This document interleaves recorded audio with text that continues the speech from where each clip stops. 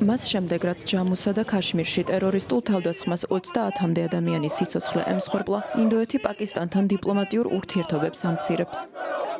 როგორც პრემიერ-მინისტრი ნარენდრა მოდი ამბობს, იგი ყველაფერს გააკეთებს, რათა თითოეული ტერორისტი და მათი ყველა მხარდამჭერი დაისაჯოს, ვინც ინდოეთის მიერ კონტროლირებად ქაშმირში ადამიანების დიდწილად ტურისტების სიკვდილზეა პასუხისმგებელი.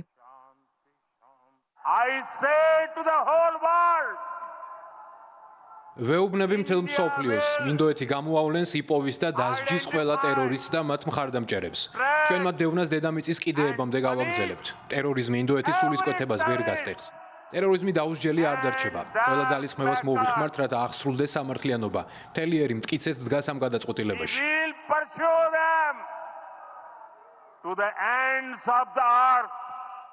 თავდასხმაზე პასუხისმგებლობა ამ დრომდე ნაკლებად ცნობილმა სამხედრო დაჯგუფებამ ქაშმირის წინააღმდეგობამ აიღო. მათ სოციალურ ქსელში გამოქვეყნებულ განცხადებაში უკმაყოფილება გამოთქვეს რეგიონში ეგრეთ წოდებული გარედან ჩამოსული პირების დასახლების გამო, რაც მათი თქმით არასასურველ დემოგრაფიულ ცვლილებებს იწვევს. თუმცა ინდოეთის სადაზვერვო სამსახურის თანახმად ტერორისტული დაჯგუფება ოფიციალურ პაკისტანს ემსახურება.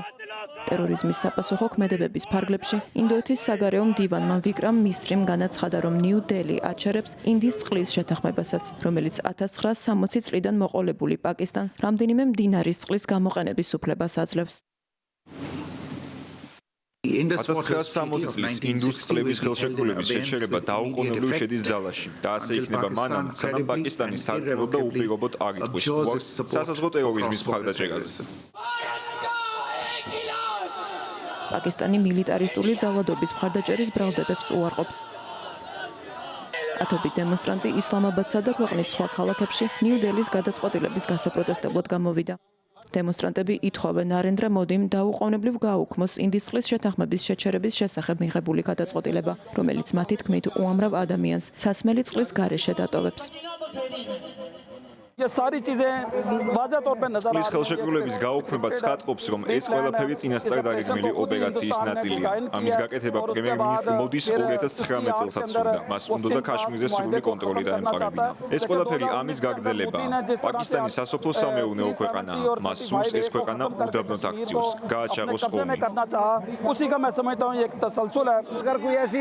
თუ ინდოეთი ამ საშინელებას ჩაიდენს, ჩვენ ჩუმად არ ვიჯდებით. ამას მსოფლიოც ყურადღებით უნდა დააკვირდეს. ეს არ უნდა მოხდეს, რადგან უამრავ ადამიანს შეუწყდება წვდომა წყალზე. მოდიმ დაუყოვნებლივ უკან უნდა წაიღოს თავისი სიტყვები და ბოდიში მოიხადოს. წინააღმდეგ შემთხვევაში შევახსენებთ, რომ პაკისტანი ბირთვული ქვეყანაა.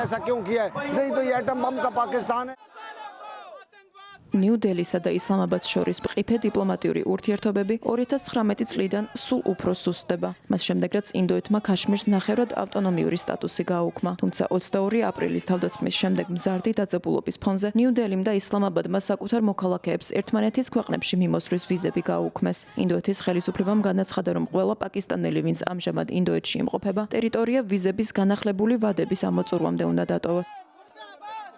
ნიუ-დელიმ შეამცირა პაკისტანში დიპლომატიური პერსონალის რაოდენობაც 55-დან 30-მდე. პერსონა ნონ გრატად გამოცხადა პაკისტანის დიპლომატიური მისიის თავდაცვის მრჩეველიც. ექსპერტები შიშობენ, რომ უახლესმა ინციდენტმა შესაძლოა ორ ბირთვულ მეზობელს შორის, რომლებიც დიდი ხანია ერთმანეთს დესტაბილიზაციის მცდელობებში ადანაშაულებენ, კონფლიქტის კერა კიდევ ერთხელ ხელახლა გააღვივოს.